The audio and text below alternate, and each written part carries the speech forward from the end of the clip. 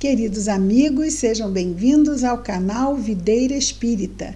Meu nome é Cristina Brito e este é o programa O Evangelho segundo o Espiritismo, projeto 15 minutos. Nós estamos vendo juntos a terceira obra da codificação espírita, O Evangelho segundo o Espiritismo. Estamos atualmente no capítulo 2, vendo o item que começa no item 2 do capítulo 2 sobre a vida futura. Mas nós já vimos o item 2, hoje vamos ver o item 3, que também continua nos falando da vida futura. Então vejamos. Nos diz Kardec: os judeus não tinham senão ideias. Ele vai fazer agora uma viagem no tempo sobre a vida futura. Vai começar lá com os judeus, no tempo de Moisés, depois vai trazer ao tempo de Jesus e depois ao tempo do Espiritismo, ok? Então ele começa dizendo: os judeus não tinham senão ideias muito incertas quanto à vida futura.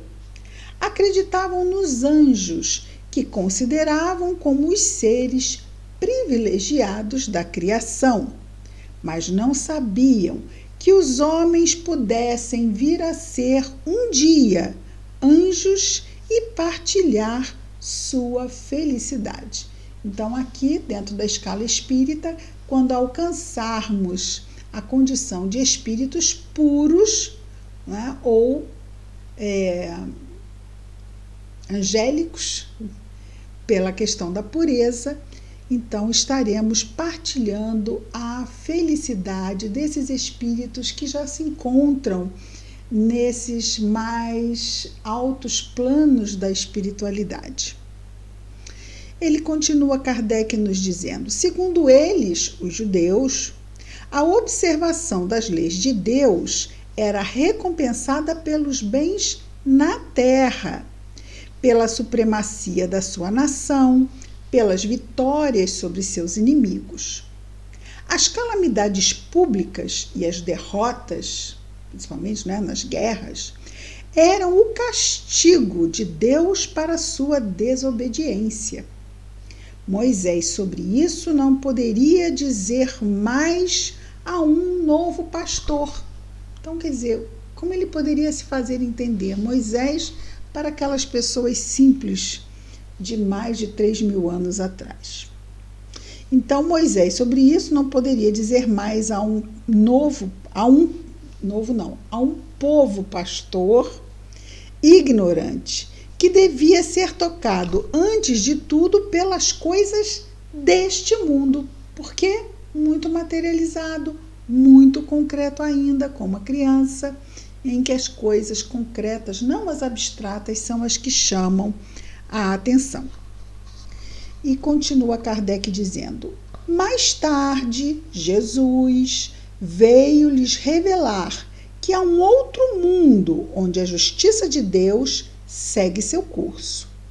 É esse mundo que ele promete, o mundo espiritual, não é? O mundo da vida futura. É este mundo que ele promete àqueles que observam os mandamentos de Deus, e onde os bons encontrarão sua recompensa. Vemos bem lá isto no Sermão da Montanha, nas Bem-aventuranças. Esse mundo, né, da vida futura, o mundo espiritual, pois ele habita nas esferas mais puras, Jesus, não é? Esse mundo que ele promete àqueles que observam, esse é o mundo que Jesus promete àqueles que observam os mandamentos de Deus, e onde os bons encontrarão sua recompensa. Bom, isso a gente viu. Esse mundo é o seu reino, é aí que ele está em toda a sua glória e para onde vai retornar ao deixar a terra. Quer dizer, no caso, ele está colocando lá, Jesus está ensinando, e é para este mundo que Jesus volta depois de sair daqui, quando esteve durante os seus 33 anos junto a nós. E ele continua: entretanto, Jesus, adequando seu ensinamento ao estado dos homens de sua época, não acreditou dever lhes dar uma luz completa, ou seja, ele não aprofundou de todos os ensinamentos, porque já aquilo que ele falou ficou um pouco difícil de entender, não dava para puxar mais. Uma luz completa que os teria ofuscado sem esclarecê-los, porque não o teriam compreendido. Ele se limitou a colocar de alguma sorte, ou seja, de alguma forma, a vida futura como um princípio, como uma lei natural, a qual ninguém pode escapar. Não vamos esquecer que ele, depois da crucificação, voltou para mostrar que a vida futura é real. Todo cristão crê, pois, forçosamente na vida futura. Mas a ideia que muitos fazem dela é vaga, incompleta e, por isso mesmo, falsa em vários pontos, por ser fraca e incompleta. Para um grande número de pessoas, não é senão uma crença, a vida futura, sem certeza absoluta. Daí as dúvidas e mesmo a incredulidade. Quando você for, você volta para puxar meu pé, para saber que é realmente verdade. Volte não, puxe meu pé não. Vá com Deus, né? E Kardec continua, já chegando então aqui ao Espiritismo, dizendo: o Espiritismo veio completar esse ponto, no caso, o ponto da vida futura, como em muitos outros pontos, o ensinamento do Cristo, quando os homens estavam amadurecidos para compreenderem a verdade. Amadurecidos, podemos dizer assim, minimamente amadurecidos, porque vamos levar um bom tempo para assimilarmos tudo o que Jesus nos disse com a verdade da doutrina espírita, e aí vamos perpassar de novo o Evangelho através da lente da doutrina espírita para podermos, porque ficamos 2 anos absorvendo, não é?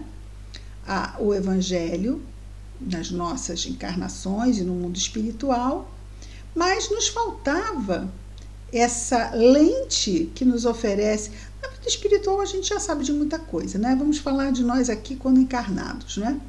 Faltava-nos essa lente para entendermos porque, mas qual é a diferença no mundo espiritual? No mundo espiritual eu não passo por provas e expiações, né? As provas que passo até por expiações, mas as provas e expiações que me fazem crescer efetivamente são aquelas provas e expiações onde eu utilizo o meu livre-arbítrio aqui encarnado, sem me lembrar do que está lá atrás, seguindo só a bússola do coração e do entendimento e da razão, tudo isso junto, para que as nossas boas escolhas possam sim nos garantir os bons lugares da vida futura. Então, voltando a Kardec, o que ele nos diz? Com o Espiritismo, a vida futura não é mais um simples artigo de fé. Exatamente aqui que estamos. Com o Espiritismo, a vida futura não é mais um artigo de fé, uma hipótese. É uma realidade material demonstrada, comprovada pelos fatos. E aqui Kardec coloca nos fatos o quê? As comunicações dos espíritos que chegam através dos médiuns lá no século XIX, o trabalho enorme sobre o qual Kardec se debruçou, não é? Porque são as testemunhas oculares, estão lá no mundo espiritual, os desencarnados, não é? Que vêm falar do mundo espiritual, então são as testemunhas oculares que vêm descrevê-la para nós.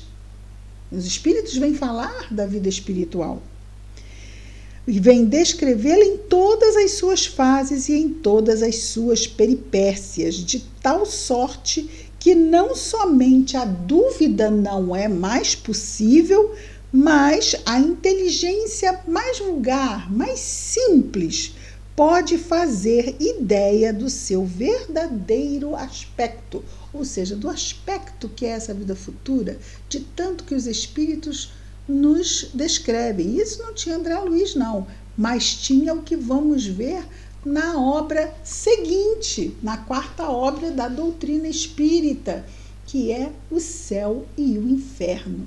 Lá temos inúmeras mensagens de inúmeros espíritos a nos descrever a vida espiritual. Estamos com muita vontade de, quando terminarmos este, emendarmos no céu e o inferno.